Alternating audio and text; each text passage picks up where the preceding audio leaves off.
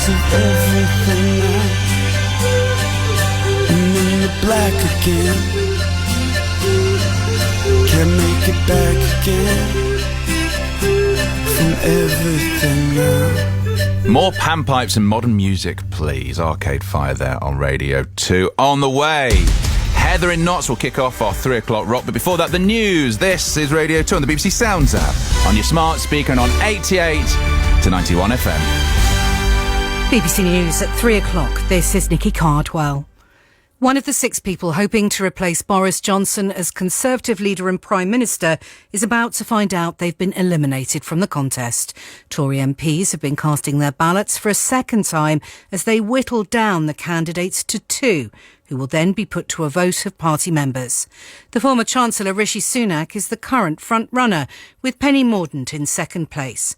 The deputy editor of the Conservative Home website, Henry Hill, thinks her relatively low profile is boosting her appeal. What that means is that people who have tired of Boris Johnson's cabinet, in which she didn't serve, are able perhaps to project onto her their hopes for what the next Conservative leader will look like. And I think the challenge for her, as she comes under scrutiny over the next week during the MP round, and then if she gets through to the final 2, is whether or not she can live up to those hopes. Official figures show response times for ambulances in England worsened last month. The NHS said it took an average of 51 minutes to get to emergencies such as heart attacks or strokes. In May, it took 40 minutes. The target is 18. The Cabinet Office Minister Kit Malthouse says the government is preparing for a surge in demand on the NHS and other services during the expected heatwave in England and Wales in the coming days.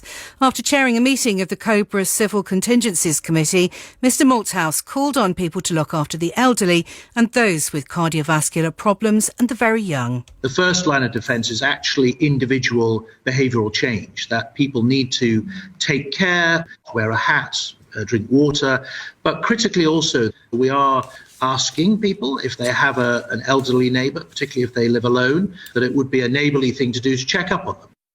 The actor Kevin Spacey is due to go on trial next June, accused of sexually assaulting 3 men.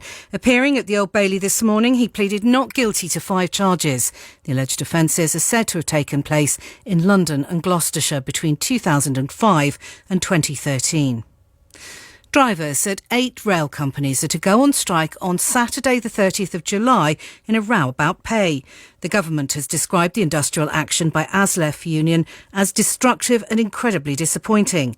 Our transport correspondent Katie Austin says 8 firms will be affected. Arriva Rail London, Chiltern Railways, Greater Anglia, Great Western, Hull Trains, LNER, South Eastern and West Midlands trains. Now, that is going to be during the Commonwealth Games, which are ongoing over that weekend. This is 8 train companies. It doesn't cover the entire country, but it'll hit lots of people's leisure plans. Some breaking news now, and returning to the top story, we've just heard that Suella Braverman has been knocked out of the Conservative leadership race.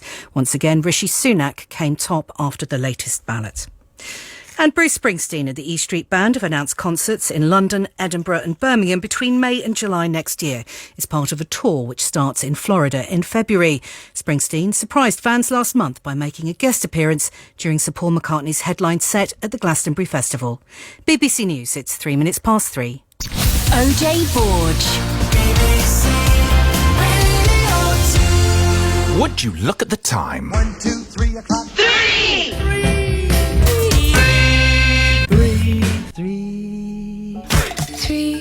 3 o'clock, 3 o'clock, 3 o'clock.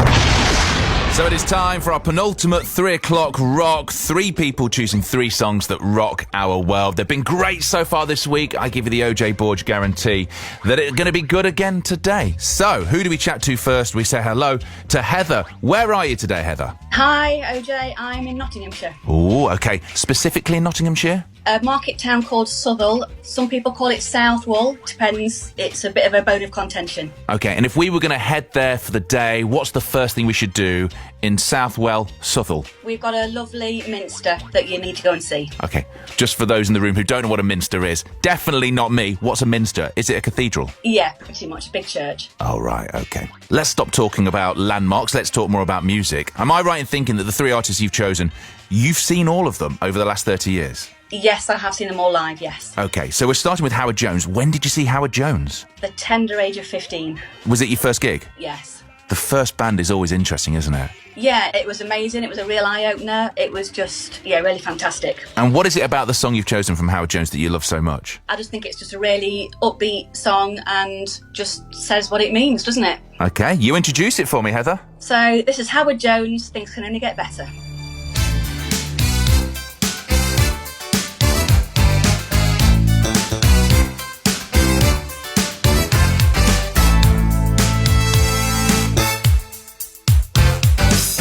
When I'm scared to lose it all, security come through the wall.